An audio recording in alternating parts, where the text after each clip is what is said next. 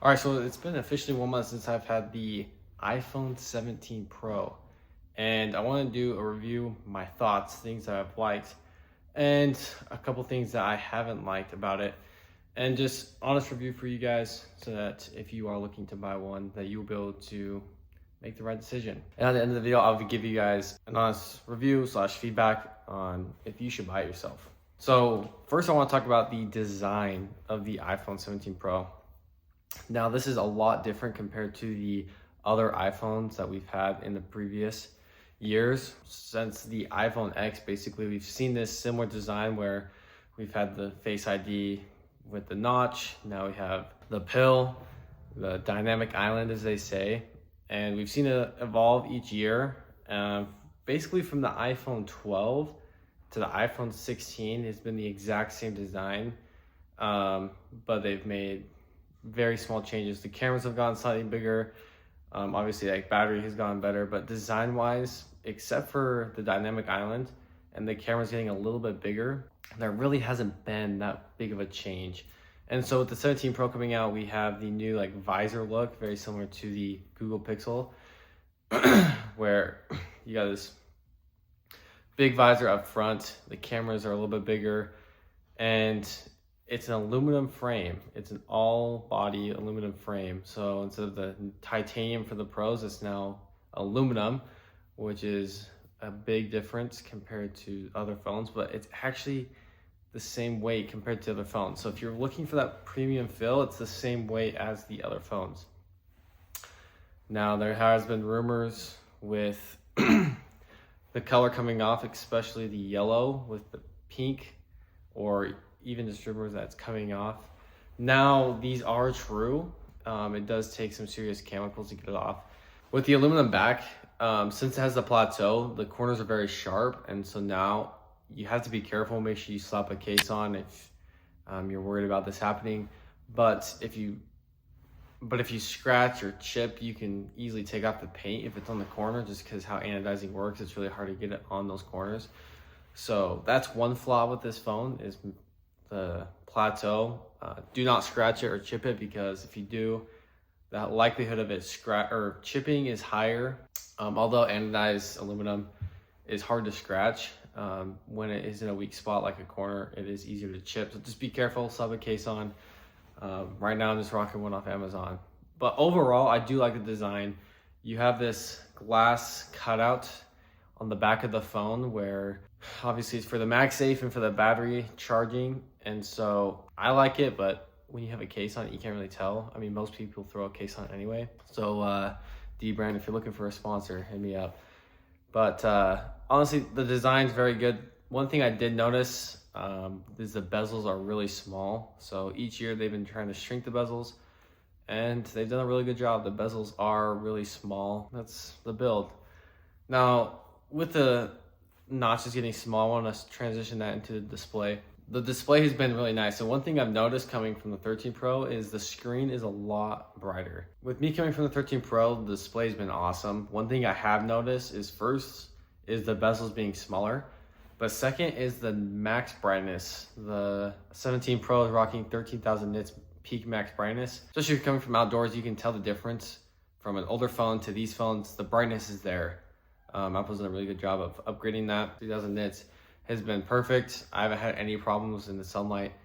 And so the screen display's been awesome. You have the 120 hertz refresh rate, the ProMotion as Apple calls it. And so the packaging of the display has been really awesome. And one thing to mention too is that Apple has thrown on Ceramic Shield 2. And honestly, if you look at Jerry Rig Everything's video, it comes in light scratches at level 7 with deeper grooves at level 8, when it's usually light scratches at level 6 with deeper grooves at level 7. So Apple really focused on making their screen more scratch resistant, which is awesome. I currently rock a screen protector just because that's something I've always done.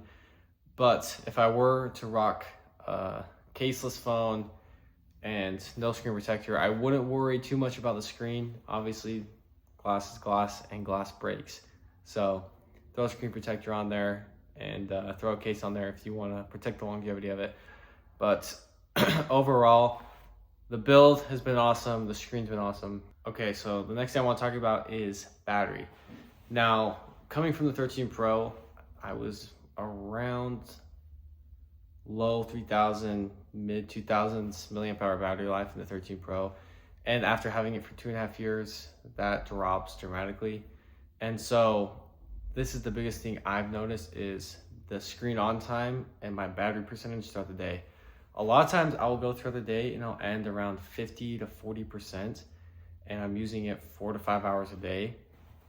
And I guess you could say it's light use. There's no gaming that's happening, but doing social media work and doing all these other tasks, I'm very amazed on how well the iPhone 17 Pro has done. Compared to my other phone, I'd be ending the day like 6 or 7 o'clock around like 15 to 20%, and then I have to charge it to finish the day.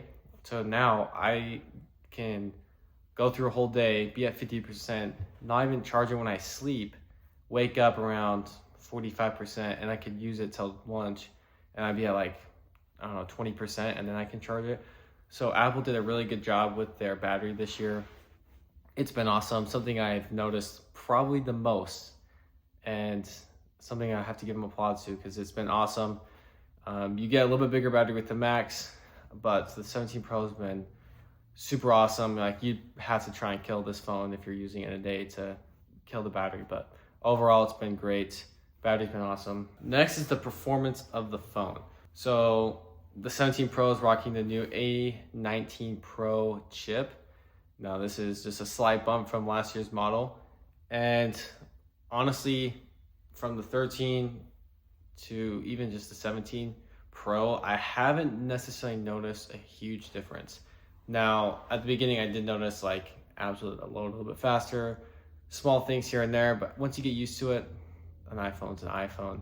Now, this 13 Pro was obviously slower in some ways than the phone I have now, the 17 Pro, but overall, the performance is great. I haven't had any problems with it, and if it is, it's something external where it's either the Wi-Fi or my data is running slow, or it's the app even that's running slow. The performance of my phone's been great. Apple's done a good job with their Apple Silicon, and these phones are not an exception. These phones are fast, they're great for backgrounds, tasks, and slight upgrade. They have 12 gigs of RAM, which Apple didn't necessarily touch on, but it's a great touch and something that as a pro user, you can use a lot more. So, one thing I do want to mention is with the performance as well, Apple has added the vapor chamber, and I'll be honest, I have noticed my phone not heating up. So whatever the vapor chamber is doing, it's working.